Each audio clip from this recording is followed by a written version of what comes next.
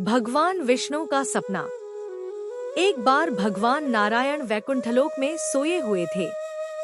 उन्होंने स्वप्न में देखा कि करोड़ों चंद्रमाओं की कांति वाले त्रिशूल डमरूधारी, स्वर्णाभरणभूषित, सुरेंद्र वंदित, सिद्धि सेवित त्रिलोचन भगवान शिव प्रेम और आनंदातिरेक से उन्मत्त होकर उनके सामने नृत्य कर रहे हैं। उन्हें देखकर भगवान विष्णु हर्ष से गदगद हो उठे और अचानक उठकर बैठ गए। कुछ देर तक ध्यानस्थ बैठे रहे। उन्हें इस प्रकार बैठे देखकर श्री लक्ष्मी जी पूछने लगी, भगवन, आपके इस प्रकार अचानक निद्रा से उठकर बैठने का क्या कारण है? भगवान ने कुछ देर तक उनके इस प्रश्न का कोई उत्तर नहीं दिया और आनंद में निमग्न हुए चुपचाप बैठे रहे।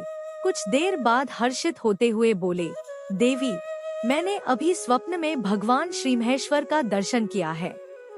उनकी छवि ऐसी अपूर्व आनंदमय एवं मनोहर थी कि देखते ही बनती थी। मालूम होता है शंकर ने मुझे स्मरण किया है। अहोभाग्य, चलो कैलाश में चलकर हम लोग महादेव के दर्शन करें। ऐसा विचार कर दोनों कैलाश की ओर चल दिए। भगवान शिव के दर्शन के लिए कैलाश मार्ग पर आधी दूर गए होंगे कि देखते हैं भगवान शंकर स्वयं गिरिजा के साथ उनकी ओर चले आ रहे हैं।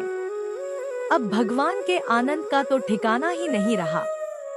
मानो घर बैठे निधि मिल गई। पास आते ही दोनों परस्पर बड़े प्रेम से मिले। ऐसा लगा मानो प्रेम और आनंद का समुद्र उमड़ पड़ा।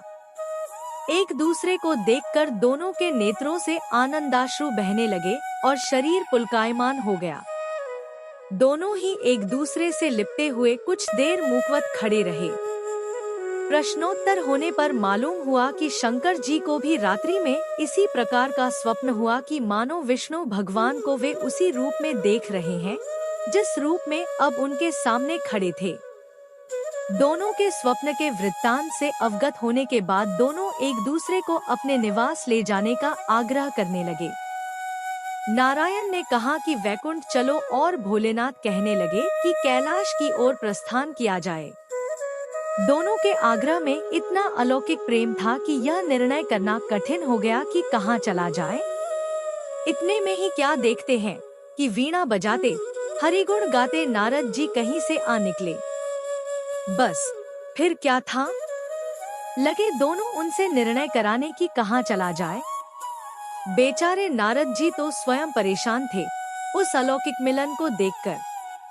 वे तो स्वयं अपनी सुध-बुध भूल गए और लगे मस्त होकर दोनों का गुणगान करने। अब निर्णय कौन करे?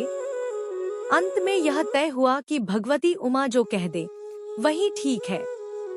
भगवती उमा पहले तो कुछ देर चुप रहीं।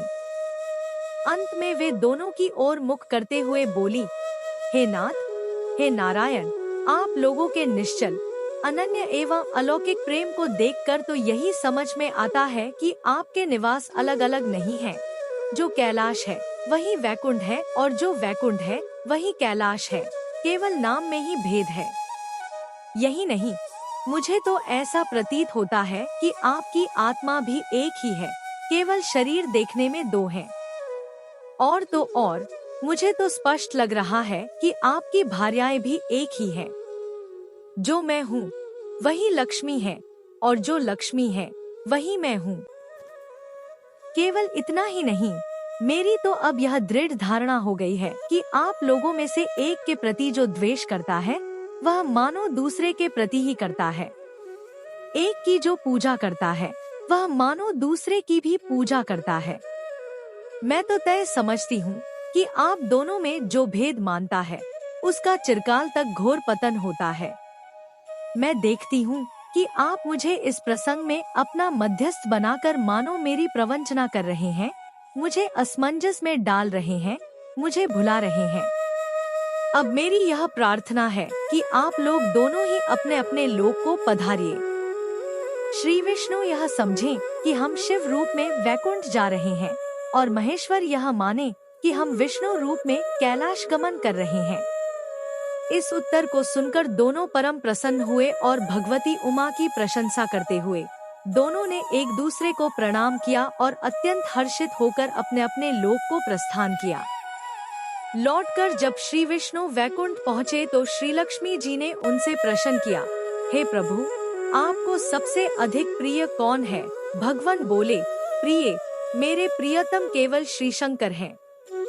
देहधारियों को अपने देह की भांति वे मुझे अकारण ही प्रिय है। एक बार मैं और श्री शंकर दोनों पृथ्वी पर घूमने निकले। मैं अपने प्रियतम की खोज में इस आशय से निकला कि मेरी ही तरह जो अपने प्रियतम की खोज में देश देशांतर में भटक रहा होगा, वही मुझे अकारण प्रिय होगा।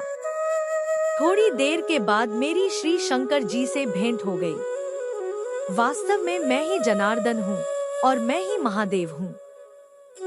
अलग अलग दो घड़ों में रखे हुए जल की भांति मुझमें और उनमें कोई अंतर नहीं है। शंकर जी के अतिरिक्त शिव की चर्चा करने वाला शिव भक्त भी मुझे अत्यंत प्रिय है। इसके विपरीत जो शिव की पूजा नहीं करते, वे मुझे कदापि प्रिय नहीं हो सकते। इस तरह जो शिव की पूजा करता है वह वैकुंठवासी विष्णु को भी स्वीकार है, और जो श्री विष्णु की वंदना करता है वह त्रिपुरारी को भी मना लेता है।